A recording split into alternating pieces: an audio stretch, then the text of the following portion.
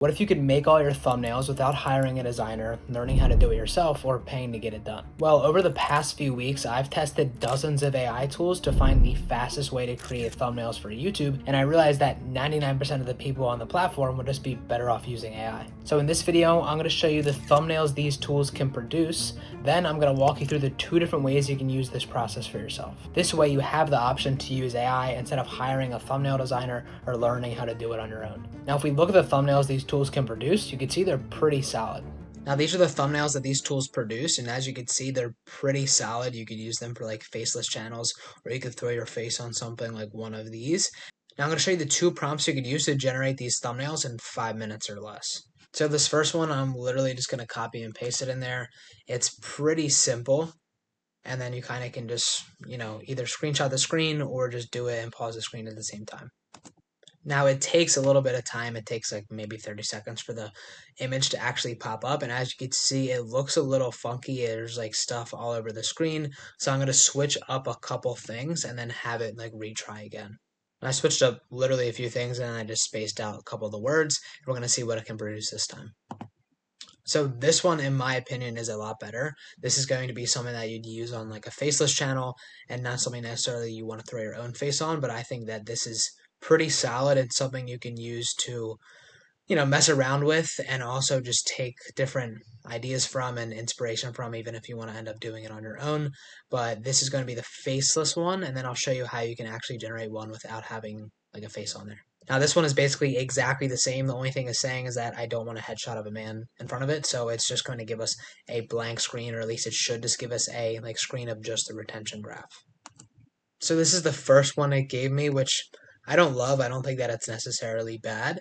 I'm going to download it just in case, and then I'm going to play with this prompt a little bit and see if I can find something a little bit better. I don't love it, but I'm just going to take the first one. I think the first one actually ended up looking better. That's why I downloaded it. Then I'm going to show you guys just like a quick and easy way you can just put your face on top of this as well. Now you're going to go to remove.bg and you can just throw in like any image of yourself. I'm literally just going to take one of me talking in the middle of a video. Now it'll just take the background off for you. You can re-download that. And then you're going to go to this website called photop.com, which is just like a free version of Adobe Photoshop. Now, once you're in Photop, you can just drop in your AI-generated image first. So you'll drop in your AI image, and then you can just throw the picture of yourself with no background on it right on top of it. Now I'm just going to go and throw the picture of myself with no background on it right on top of this. Now from here, you'll hit Edit. You can go to, let me move my face. You'll go to Edit. You'll go to Free Transform. I can actually make myself bigger. Throw myself. Let me move this out of the way as well. Put myself right here. I can go to Image. Actually, never mind. I'm going to go to Effects down in the bottom right.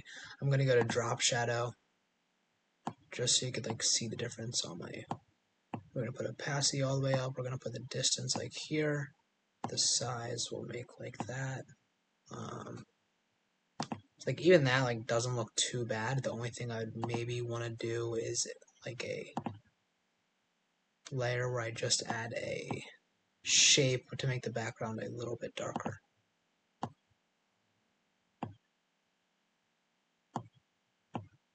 Like that, and then I'll turn the opacity down on this to like 75. Alright, I'll turn it down to like 40.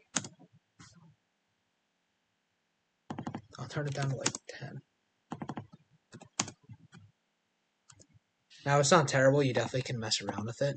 The faceless one, in my opinion, looks a little bit better, but this should get the job done. If this is like all you're trying to do, you'll have a retention graph, you'll have your face in front of it, and you obviously can mess around with the ChatGPT prompt. You can mess around with editing your own picture and then see like what comes out well. You can throw in glows and stuff like that, but this is just a quick breakdown to show you. You could throw it on there, you don't got to pay someone to do it, and you can do it pretty quickly. Now you should be able to create some pretty solid thumbnails, but no one's going to watch the video if you don't have a good title to pair it with. So you can check out this video right here. I walk through the exact process of me finding titles that people actually want to click on, and I'll see you over there.